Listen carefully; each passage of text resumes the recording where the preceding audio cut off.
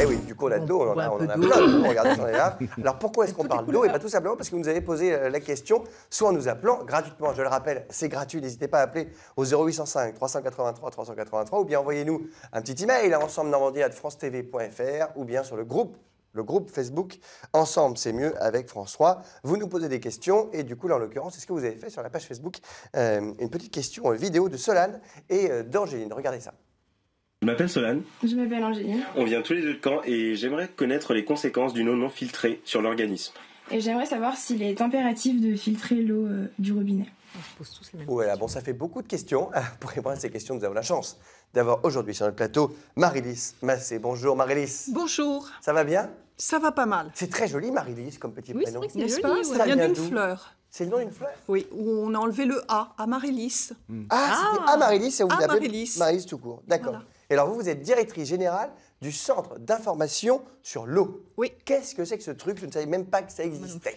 Quel dommage. Mais oui, c'est quoi? Qu'est-ce donc? C'est un centre d'information Sur l'eau. sur l'eau. Wow. Donc mon Non mais c'est un travail... organisme d'État, c'est quoi? Non, c'est une association loi 1901 qui a été créée il y a une vingtaine d'années par les producteurs d'eau, justement, pour valoriser l'eau du robinet, pour expliquer le service public de l'eau. D'accord. Donc il y a pas mal de questions auxquelles on peut répondre sur la ressource, sur comment fait-on de l'eau du robinet, comment dépollue-t-on nos eaux usées, enfin voilà, des choses. Eh bien, on va répondre à toutes ces questions grâce à vous. Pour commencer ce petit dossier sur l'eau, enfin ce gros dossier même sur l'eau, nous avons préparé, comme toujours, un petit... C'est quoi donc? C'est quoi donc l'eau du robinet? Regardez ça. Le dromadaire, aussi surnommé vaisseau du désert, est un animal majestueux et particulièrement coriace. Il peut vivre sans boire pendant 5 semaines. L'homme, lui, se dessèche au bout de 3 petits jours seulement. Face à ce terrible constat de faiblesse, nous, les hommes, vivons depuis des millénaires au bord des lacs et des fleuves. En 2500 avant Jésus-Christ, le premier plombier de l'humanité équipe le palais de Knossos en Crète d'un système de canalisation qui remplit les baignoires et fait jaillir les fontaines. L'eau courante est née. Aujourd'hui, en France, 99% des foyers sont raccordés à un réseau d'eau courante. Pour cela, 550 000 km de canalisation courent sous nos pieds. L'eau est d'abord captée dans les nappes souterraines ou les rivières. Ensuite, direction l'usine de traitement. Les fournisseurs d'eau doivent vérifier qu'elle ne contient pas trop de plomb, d'arsenic ou encore de vilaines bactéries. L'eau qui arrive chez vous a été testée. C'est obligé, c'est la loi. Car comme disait Louis Pasteur, nous buvons 90% de nos maladies. Pesticides, hydrocarbures ou encore virus, on vérifie jusqu'à 70 substances nocives différentes. Mais évidemment, on ne peut trouver que les molécules que l'on cherche. Avant de couler de votre robinet, votre eau est donc filtrée, puis décantée pour éliminer les impuretés qui flottent à l'intérieur. On la désinfecte ensuite au chlore, à l'ozone ou parfois aux rayons ultraviolets. Et oui, votre eau du robinet fait de la bronzette. Pour tous ces traitements, c'est le consommateur qui trinque. Mais l'eau du robinet reste en moyenne 200 à 300 fois moins chère que l'eau en bouteille. Allez, à votre santé! Bon, alors beaucoup d'informations dans ce C'est quoi donc? Une petite erreur, vous dites Marie-Lise qu'en fait il y a beaucoup plus de canalisation que ce qu'on a dit? Oui, 900 000 kilomètres, Vous vous rendez c'est-à-dire compte? que vous pouvez... 900 000 kilomètres? Oui, vous pouvez sur les tuyaux faire un voyage jusqu'à la Lune. Ah oui, quand même. Juste en France, on est d'accord. Oui, juste en France. C'est impressionnant, tout ça, on a creusé ça, on a mis ça dans le sol, tout ça. Oui. Bon, alors quand on regarde ce petit C'est quoi donc, de l'arsenic, du plomb, des bactéries, ça fait un peu flipper quand même, on va être honnête, Marie-Lise. Après, on peut se dire que 200 ou 3 fois moins cher, ça vaut peut-être le coup de prendre le robinet plutôt que l'eau minérale qu'on peut acheter. Mais alors, comment est-ce qu'on est sûr, où qu'on soit en France, Oui. où qu'on soit, l'eau du robinet, on peut la boire?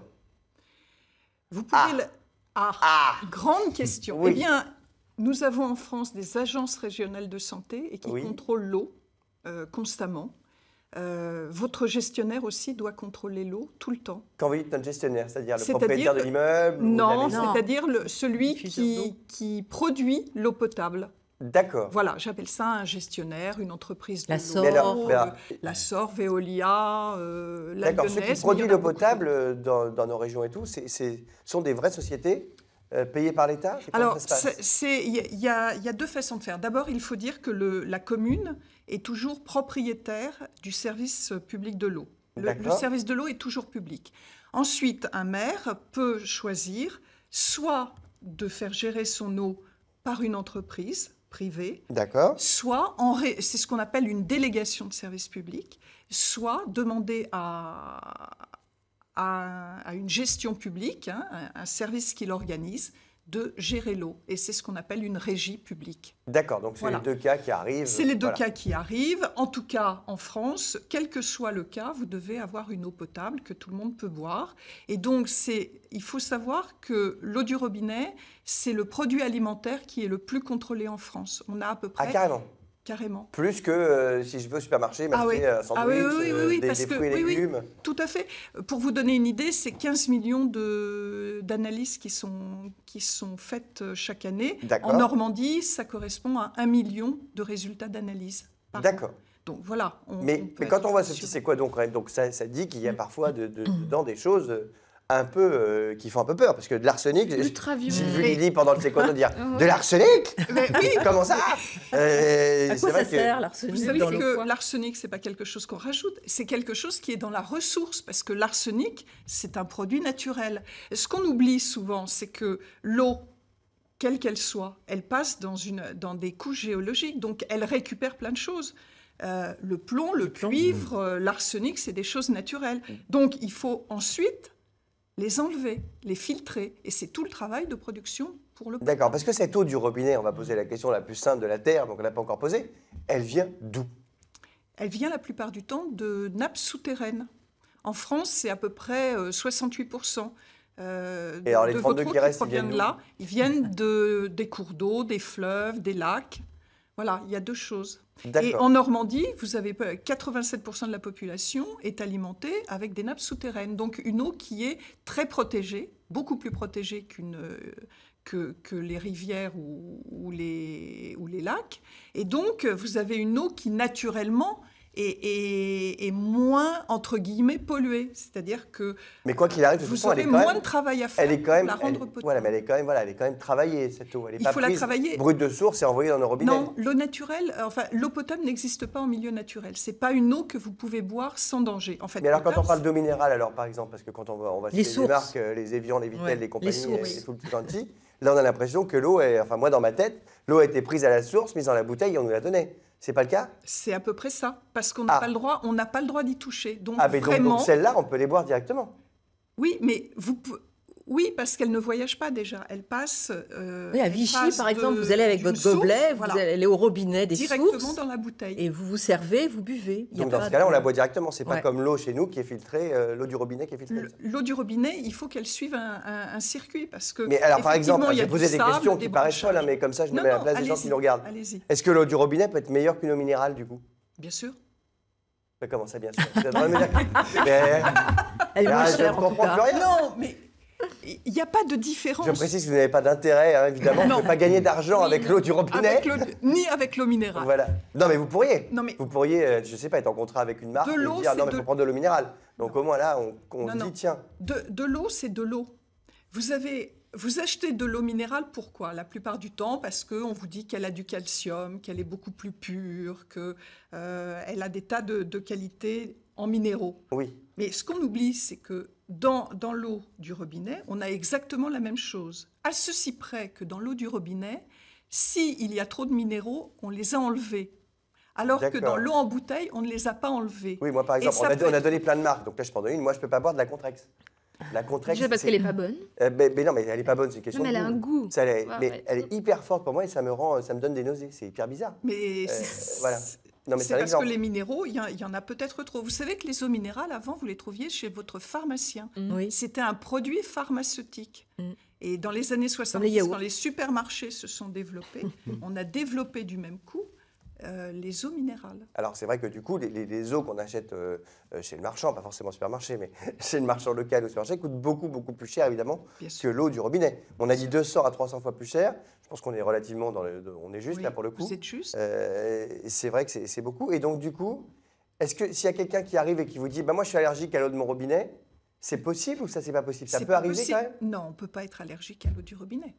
Ah c'est faux parce que moi j'ai quelqu'un qui m'a dit je suis passé à l'eau minérale. Il y a quelqu'un qui m'a dit qu'il était passé à l'eau minérale justement parce que son médecin lui avait dit qu'il avait des problèmes gastriques, machin, mais sûrement à cause de l'eau qu'il buvait dans le robinet.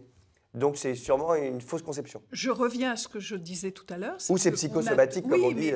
On fait tout pour que cette eau, elle soit buvable par tout le monde.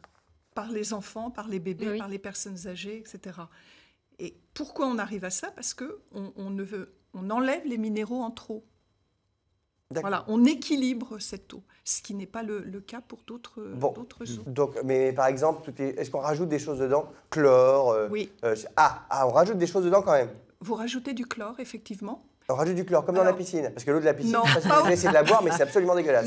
Vous savez combien on rajoute de chlore? Alors, c'est l'équivalent de 2 gouttes de chlore pour une baignoire de 200 litres. Donc, vous voyez, il y en a... mais on en met quand même un petit peu. Mais il faut en mettre un peu. Pourquoi il faut en mettre du chlore? Parce que le chlore, le premier truc qu'on se dit, c'est « oh mon Dieu ». Depuis qu'on met du chlore dans l'eau du robinet, pour la désinfecter, on n'a pas de maladie hydrique en France, que je sais. De maladie hydrique, due à l'eau. C'est-à-dire que vous ne mourrez pas à cause de l'eau. Parce que ça peut arriver. Bien sûr, vous savez que... oui, comment on met fiche la polio, ça s'attrape par l'eau. Ah oui. Tous les virus. Vous savez que je vais vous donner quelque chose qui va vous parler tout de suite. Oui. Pendant qu'on parle, chaque jour, il y a l'équivalent de 3 avions d'enfants qui tombent. Donc, on a l'équivalent de 3 avions d'enfants malades et qui meurent chaque jour à cause de l'eau. Pas chez nous, mais dans le monde entier. Donc ça veut dire qu'il y a un gros travail à faire partout dans le monde sur l'eau. Nous, on a de la chance chez nous. C'est ça qu'on est en train de se dire globalement. C'est exactement ce qu'on est en train de se dire. Oui, l'eau, c'était le produit, et Pasteur le dit, le disait plutôt, c'est que c'est le produit avec lequel vous buviez vos maladies.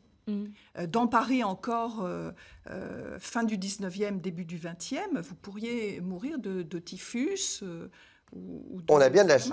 On a de la chance. On est pas mal, Et nos eaux normandes sont en plus vachement bonnes. Jeanne, toi, tu as mené l'enquête?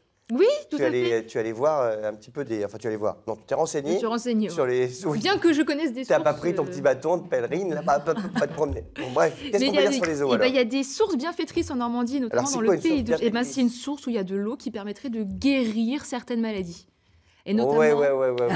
Alors ça, c'est pareil. Est-ce que ça, c'est pas encore une vue de l'esprit? C'est des légendes qui traînent comme ça. Oui, alors par exemple, donne-nous des sources comme ça qu'on aille voir. Tu as la source Saint-Méan au Pré-d'Auge qui pourrait guérir les... Saint-Méan, donc ça, c'est au Pré-d'Auge. Voilà, qui pourrait te guérir ton eczéma, ton zona, tes brûlures. C'est possible ça, Marie-Lise? Alors, je ne sais pas si ça le fait vraiment, mais en tout cas, c'est vrai que s'il y a beaucoup de soufre, par exemple, ça peut aider les maladies de peau. Et il y a quand même des cures. Et ça fonctionne. C'est vrai, et ma mère, en plus, je suis mal placée pour le dire ça, parce que ma mère en a fait plein et ça marchait très bien. Et c'est vrai, parce qu'elle avait plein de problèmes d'eczéma comme ça. Il faut que ça partait. Oui, mais je pense que ça peut marcher, oui. Je vous raconte tout sur ma vie, mais en même temps, ça permet d'illustrer le propos. Non, ça va tout. Exactement. Et tu as quand même 400 pèlerins qui viennent à cette source dans le... Oui, enfin 400 pèlerins, c'est pas non plus monstrueux, on s'en fait un par jour. Pas non plus. Il y a quand même 400 pèlerins qui viennent. Tous les jours, il y a un pauvre mec qui arrive. Il dit ah bonjour, je cherche la source. Alors, est-ce que tu me crois si je te dis que la fontaine Sainte-Honorine à Gonneville-sur-Mer, elle peut guérir les maladies d'yeux? Alors, c'est possible, c'est pareil, c'est du sérum physiologique qu'on se met sur les yeux si on va par là. Je sens que madame se moque un peu de moi, là. Elle un petit peu. Pas du tout. Non, vous pouvez dire que si c'est pas vrai. Mais alors, qu'est-ce qu'il faut faire? Faut te mettre devant la fontaine et dire... C'est peut-être la fontaine qui est tellement belle que ça te guérit les yeux. Après, c'est des légendes. Ce sont des légendes. Je n'ai pas eu de témoignage qui acquiesce... Et alors, une autre encore? T'en as une encore? Une dernière, c'est la fontaine Ferté-Saint-Sanson en Seine-Maritime et qui est réputée pour requinquer les personnes âgées ou les personnes qui sont un peu fatiguées.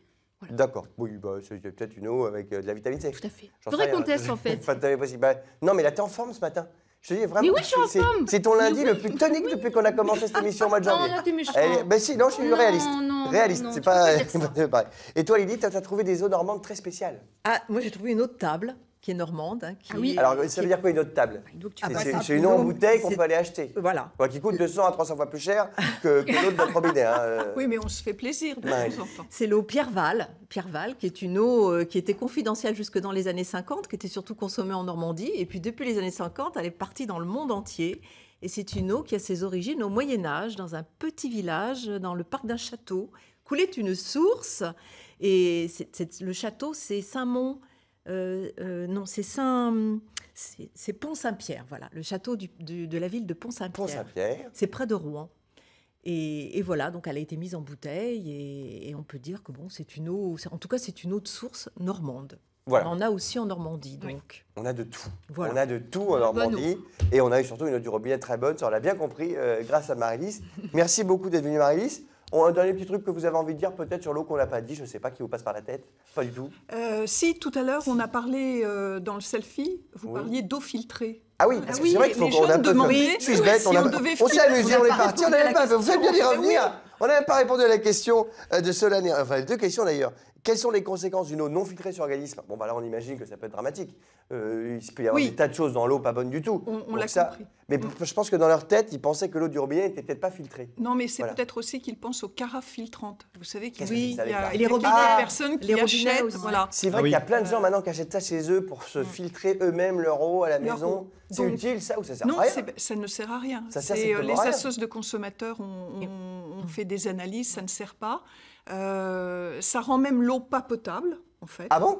Oui, parce qu'une fois que vous l'avez retravaillée, alors qu'on vous livrait une eau qui était de bonne qualité, vous la mettez dans une carafe, vous n'avez peut-être pas fait attention, vous avez éternué en remplissant la carafe, vous n'avez pas changé le filtre assez souvent. Vous êtes dans une cuisine qui est un milieu chaud et humide, donc qui est un bouillon de culture.